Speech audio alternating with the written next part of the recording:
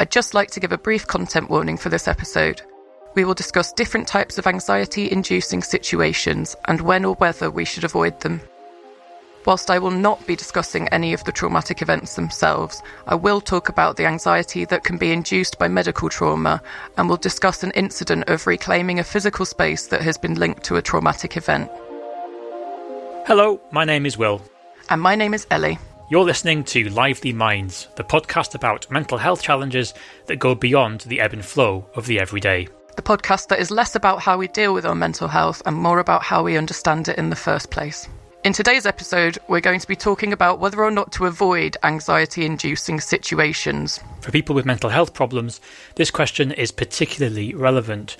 It may be that fears around a particular situation are linked to trauma, generalised anxiety or compulsive behaviours.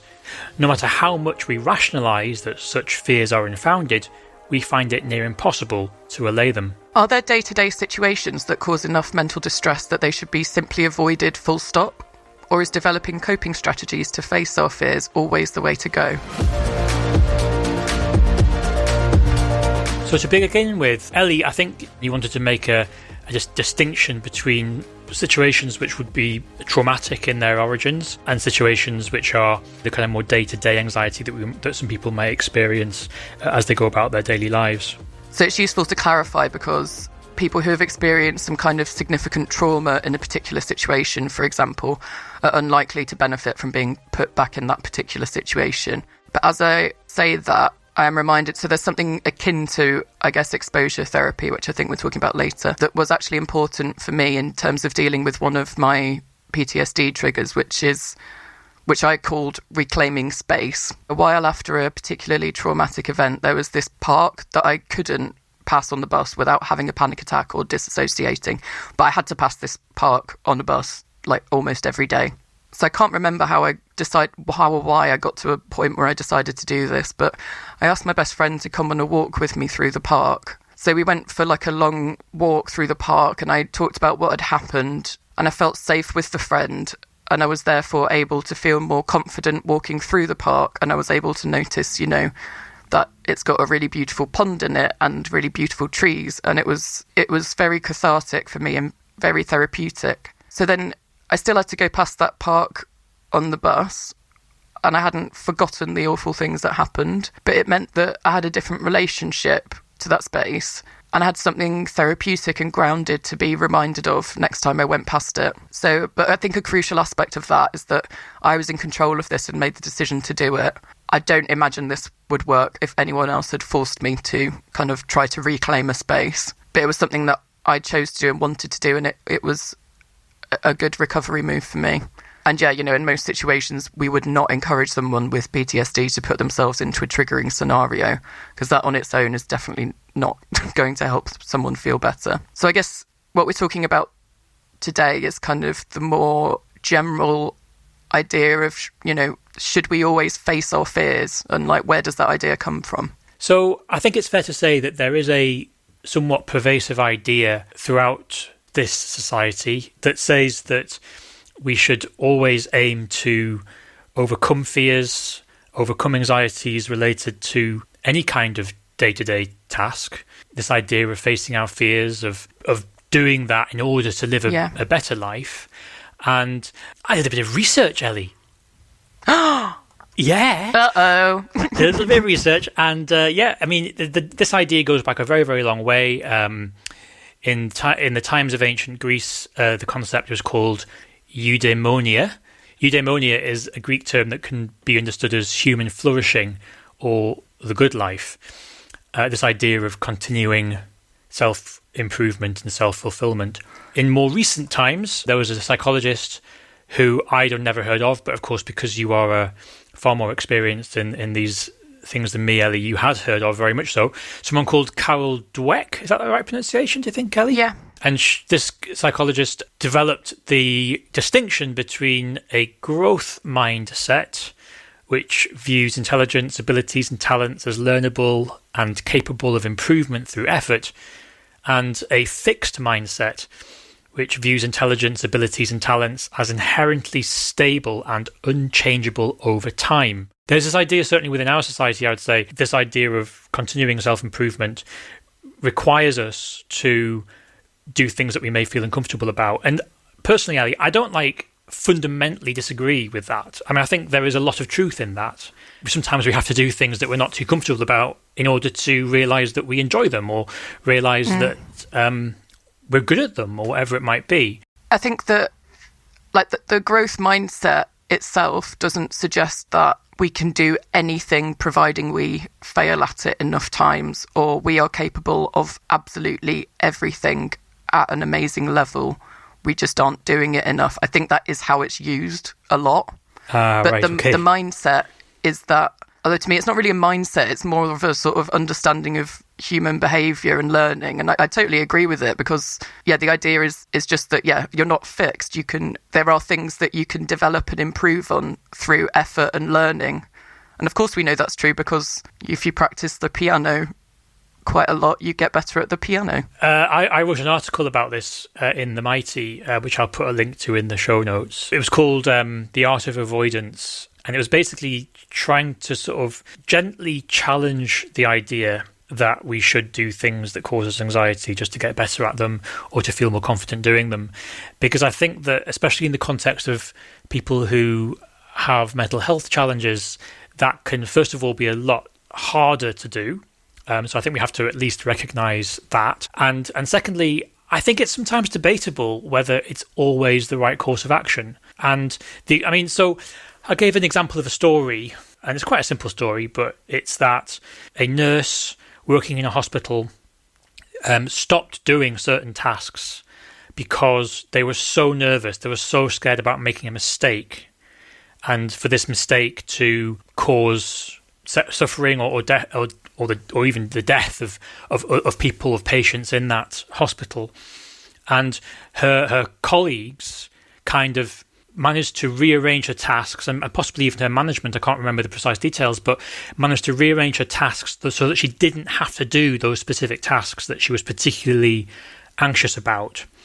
And what I find interesting about that is that within that story, some advice was given, which was that that's really not a good idea, because she has to face up to those tasks and get to a position where she feels comfortable doing them, because otherwise it could be limiting in terms of her career prospects, or in terms of her general sense of well-being, or whatever it might be.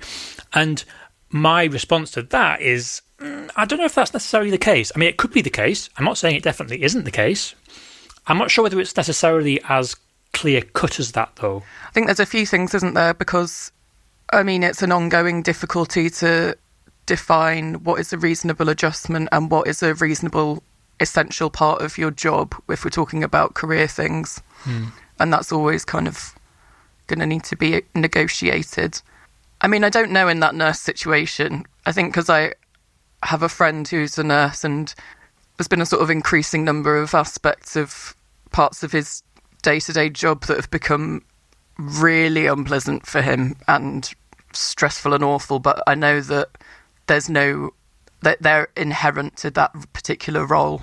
There's no option for him to not do those tasks. I don't know. I think maybe healthcare is like a slightly different setting, because the things that are at risk and the system around it is a bit more intense than, instead of like if we were talking about like an office role where you had various administrative tasks, you got anxious about making phone calls.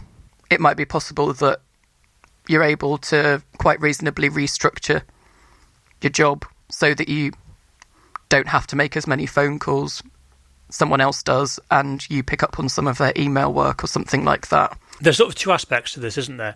There's the impact of avoiding anxiety-inducing situations, what that impact might be on yourself, and then the impact that there might be on the people around you in your workplace. And we're going to talk a bit about that after the break. But I think what is interesting is that in both cases, there does seem to me to be a culture of, it's pretty much always the case that you should work towards tackling these situations head on and working out coping mechanisms and coping strategies in order to be able to do them. And of course, it's prevalent within the world of mental health specifically. The one example I immediately thought of is exposure and response prevention therapy, ERP, which is in a therapy for OCD, which is entirely about people being exposed to particular situations which will trigger compulsions, but then actively avoiding carrying out those compulsions.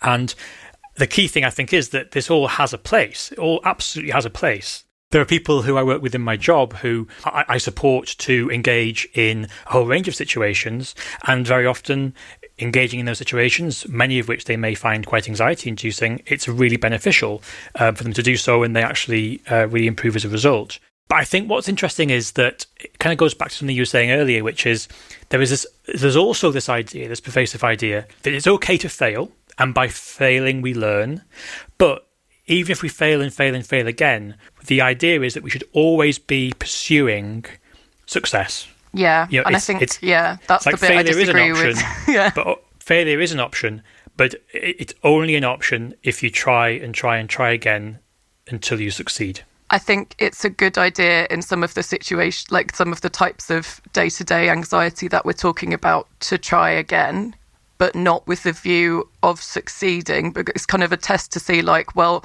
you know, do I need to be as anxious about this as I think as I am? Is it going to be as bad as I think? What I do is I would be like, right, well, I'm going to give it another go. And these were the things that I didn't like last time, so I'm going to try and work on those this time. But if I do it again, maybe once more after that, and it still is stressing me out and making me really anxious, I probably would write it off as like something that is just going to make me anxious. So I think the trying again is good, because that's how we do new experiences, isn't it? Yes. And venture into the unknown. But I don't think repeatedly trying until you succeed is necessarily possible, but also not a particularly healthy option.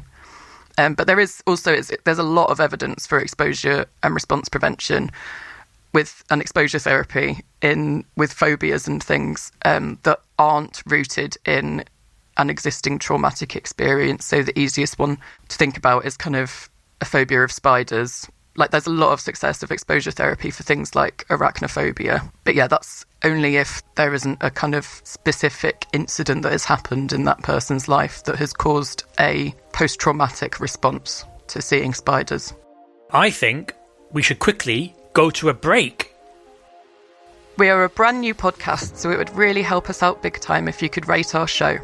If you are listening to this episode on Apple Podcasts, Spotify, Podchaser, Stitcher, Castbox, Podcast Addict, Good Pods, Acast, Amazon, or Audible, please take a few seconds to do so. And why not tell a couple of friends? Or share your favourite episode on social media? It really helps others find the podcast. So we're back after the break. Oh, I love saying that.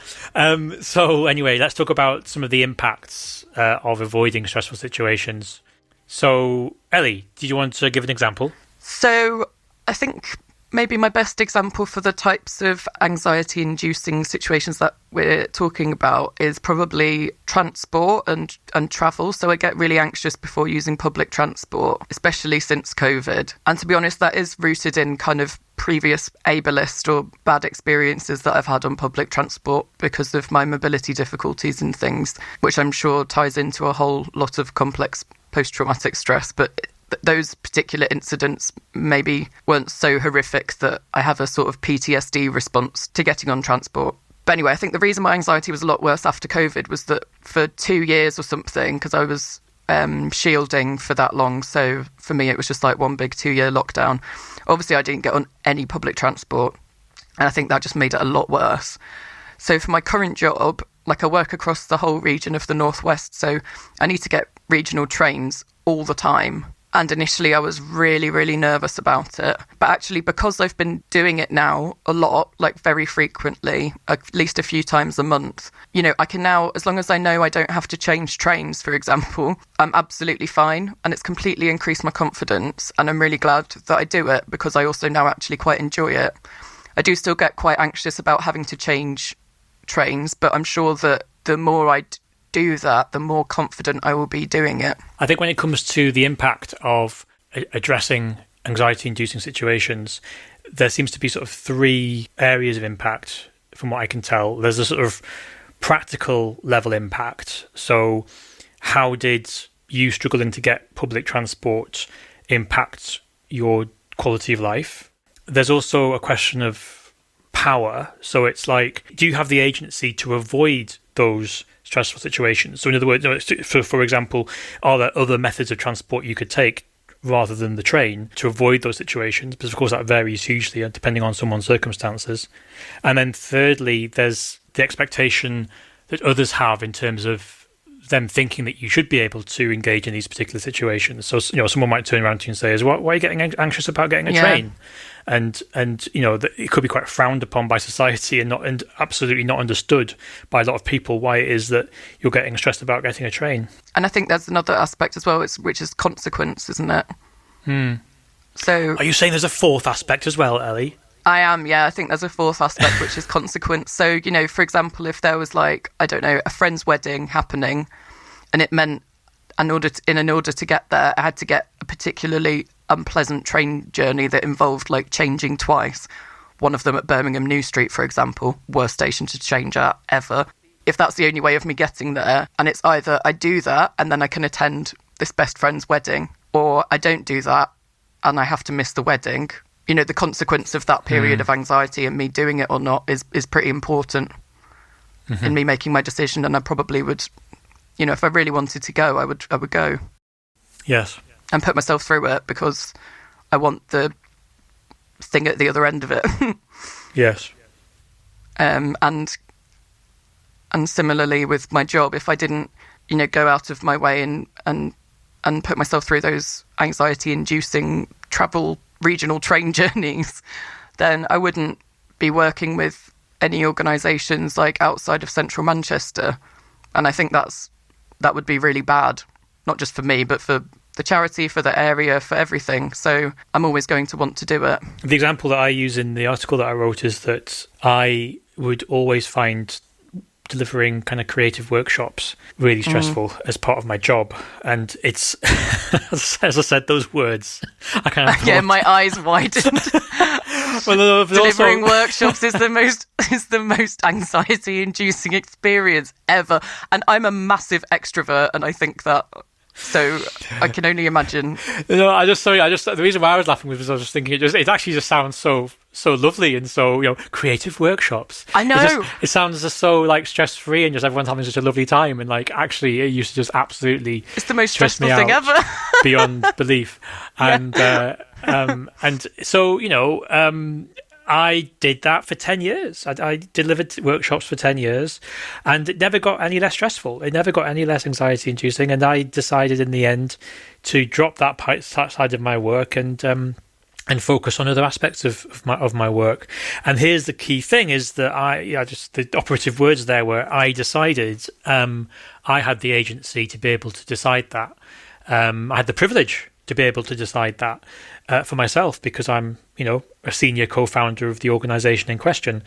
And so I'm very aware that put me at a massive advantage compared to a lot of other people who simply have not got the choice to avoid anxiety-inducing situations in the workplace. Yeah. No, definitely. And actually that workshop one's a funny example because this year's the first year that I've decided same, basically. Although, again, I actually don't have that much control over some of it. There's some workshop-y type things that I'm going to have to do because I'm part freelance, so I have to do some things. But there have been, 2 situations this year where I've made a stand for the first time, basically saying, I just really don't want to do that. I'm not going to find it all right once it gets going, which is what I used to always tell myself. Yeah. I will just find it all really, really stressful and unpleasant. And I do need the money, but I'm sort of taking care of myself and saying, yeah, no, sorry, I just can't do it. I think for me, and I don't know whether this is a common theme amongst people who find particular day-to-day situations cause a lot of anxiety, but for me, a lot of it is around predictability, control, a script, if you like. Is there a script to this given situation?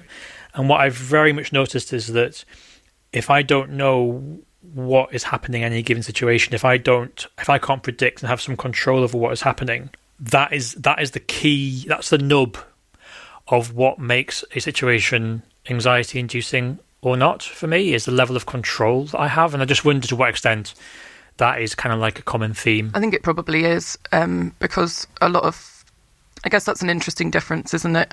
The sort of anxiety around doing something that is centred on the fact that there are many aspects of it that are unknown. So it's a bit of a fear of the unknown.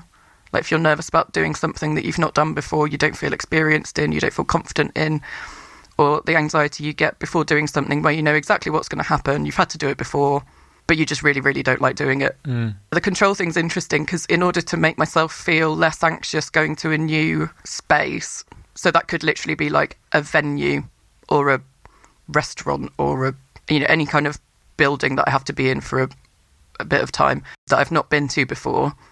As soon as I get there, the first things I figure out are where are the nearest places for me to sit down when I need to, and where is the nearest accessible toilet.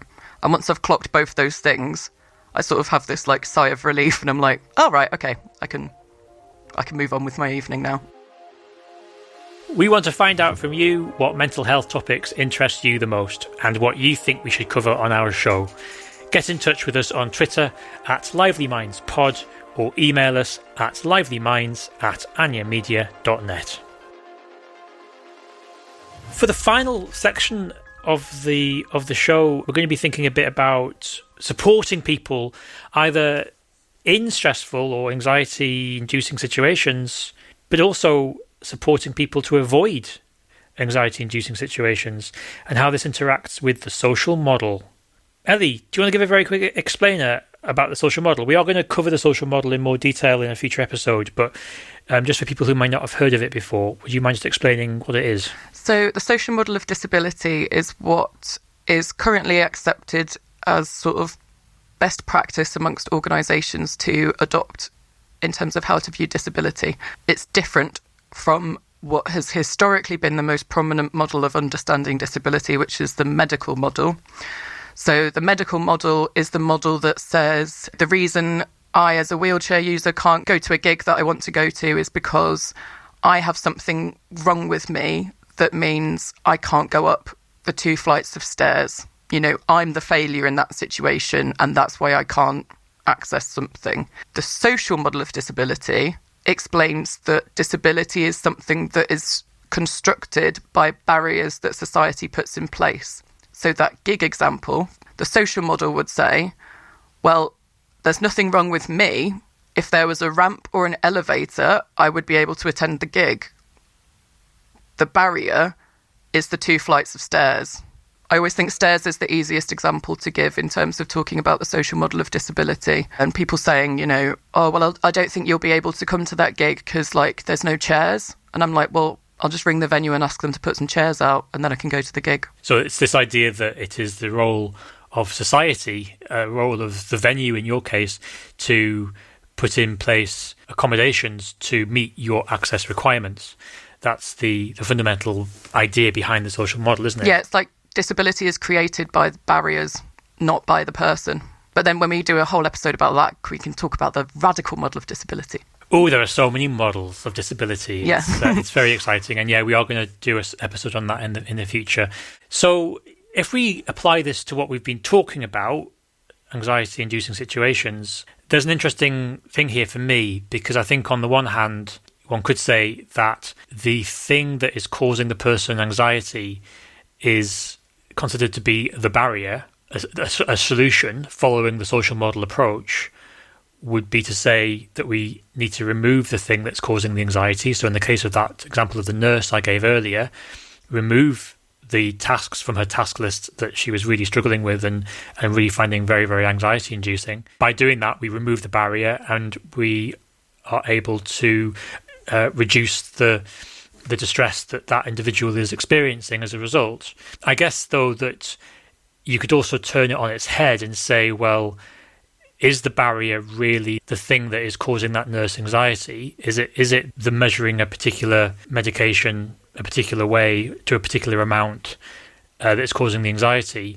Or is the thing that's causing the anxiety a broader cultural issue or a broader issue around accessible training, or a broader issue around the architecture, if you like, the broader architecture of that environment that that nurse is working in, which is the barrier to them being able to carry out their jobs without feeling intense anxiety. So you could use the social model to say that supporting someone to avoid an anxiety-inducing experience is a reasonable adjustment, but also the same social model could say that the fact that the experience itself is stressful is an example of the social model not being enacted. Exactly. Yeah. I mean, I think they can both be true. I don't even think the last one is flipping the other one on its head, because, like, the reality is that something may be an example of the social model not being enacted, but that's the reality of the world we live in. Yeah. Yeah, I mean, often you shouldn't have to make a reasonable adjustment, because sometimes the reasonable adjustment is actually just a barrier that shouldn't be there anyway. Yeah. So I don't think that anyone should ever force someone to do something they don't want to do, but I do think it's important and can be empowering for some people, because sometimes they've never been asked before, probably, to give someone the opportunity to think about their fear or anxiety and ask them, so give them the option, if it's something they would like to work through or work towards trying out. So say it was speaking on a stage. Sometimes people are like, I've always been scared of public speaking, but actually I want to get over it. I want to try it. That's quite common. So you then might be able to offer them some kind of step towards that, for example, by inviting them to stand with you on stage, but not have to speak. You do all the speaking. It's good and encouraging and supportive to offer people agency around their own anxieties and how they'd like to kind of either cope with them or shape their life around them. And sometimes people say yes to that a lot. Like, especially when I was a youth worker, there was a lot of that. Kids were scared of stuff that they'd not tried out, but they kind of wanted to, but they were nervous and don't want to do it entirely on their own. That was pretty standard, and it was an important and good part of the work to kind of help them with something like that appropriately. But if someone is just like, no, I do not want to go on stage, that is my worst nightmare, I don't believe you're doing them a favour by trying to force them to. So you're sort of giving someone agency on how much they want to try out new experiences or getting over a certain fear. Yeah. And it kind of goes back to the idea of agency, doesn't it? And the idea that trying to force somebody to do something they don't want to do is not a good approach. And I think also this can apply quite often to punitive approaches as well. And the most obvious example is people who are not in work, and this idea, this absolutely ingrained idea throughout society that everybody should be working, everyone must be working, work is good, not working is bad. There's this really kind of clear-cut, very, very binary idea that is perpetuated, of course, by government of all stripes, really. And this can be really, really challenging. And actually, going back to what I was saying earlier about looking at the social model in those two ways. On the one hand, I absolutely think that it should be argued that the social model tells us that there are some people for whom they should never be expected to work, because at the end of the day, the barriers that they experience to access work are such that to expect them to work is simply is unreasonable. Simple as that, really. At the same time, we had an interesting thing happen at the organisation that I founded and work for. In a survey, we asked about all of our members, the vast majority of whom are disabled or neurodivergent, about their enthusiasm for entering work or for doing more work than they're currently doing. If, for example, some of them may have just been on very few hours, for example. And so we asked, would you essentially like to do more work? And what we found was there was a really lukewarm response. In other words, there were a significant number of people who really weren't interested. They were either economically inactive and did not want to engage with paid work, or they, in some cases, didn't even want to engage much with volunteering. And so we decided to dig into that a little bit deeper. And so we actually sat down with a whole group, and we asked them questions around this. And surprise, surprise, what came back was a list of worries, anxieties, barriers that are inherent within the workplace, within the standard workplace. Stuff around discrimination, stuff around access, similar to what you were saying before with the venue example, Ellie. Just very, things that were clearly issues that the world of work, in inverted commas, has a responsibility to sort out, not the individuals who are expressing that really ambivalent attitude towards getting work. And that's why this kind of a punitive approach, which I think is so often employed, especially in relation to work, where people who are too anxious to enter into work are kind of punished essentially as a result through benefit sanctions and all the rest of it, is not only deeply immoral, but it's also just really counterproductive. Yeah. But that's probably another podcast, isn't it? Oh, definitely. I've just thought of several people I'd like to invite, actually, while you were saying that. And I think also there's some stuff where it's stuff that you absolutely definitely have to do, that you really don't want to do. One of the things that makes me most nervous and anxious is anything to do with medical appointments or the bureaucracy of healthcare, anything like that. I respond completely disproportionately to the tiniest thing. Like, if I've got better at it in most situations, but, even if the thing that's happening isn't that bad, like if they're like, oh yeah, I know we said on the phone we had your prescription, but actually we don't, I'll just burst into tears, and they're like, what?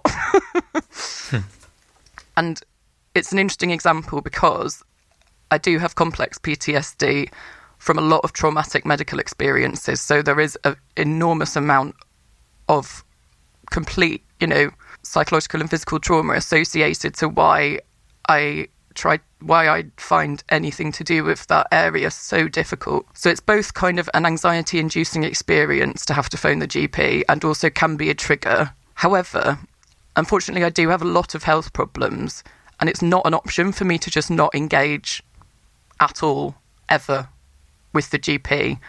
I have to do them. I have to go and get my medication. I have to make a GP appointment if I get an infection and deal with it. I do now have a support worker who is able to help with some of the administrative things, which reduces the frequency of me having to force myself to put myself in those situations. But ultimately, I can't not ever see a doctor again, because the reality is I do need to just go and see a doctor. So I think that's another interesting one, because sometimes, whether it's an anxiety-inducing experience or a traumatic experience, there are certain aspects of life that we are not able to avoid. And, lots of experiences like that do actually, some people, do then just never engage with healthcare again and can get very poorly.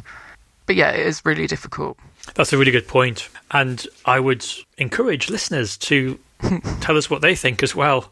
I say that because when I wrote that article, I found that it was, of all the articles I've written for The Mighty, it was the one that sparked the most debate in the comments section. It would be interesting to hear, if there are any, either workplace or kind of day-to-day things that used to make you anxious, that you sort of tried to push through and it either worked or didn't work, and kind of how you found that process. It would be really interesting to hear from you.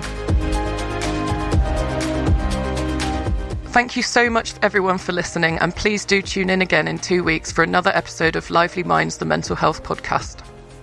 Please note that this show does not constitute medical or therapeutic advice and is not a replacement for seeking professional help. You can find signposting to support on our website, anyamedia.net/livelyminds. Take care and bye for now. Bye-bye.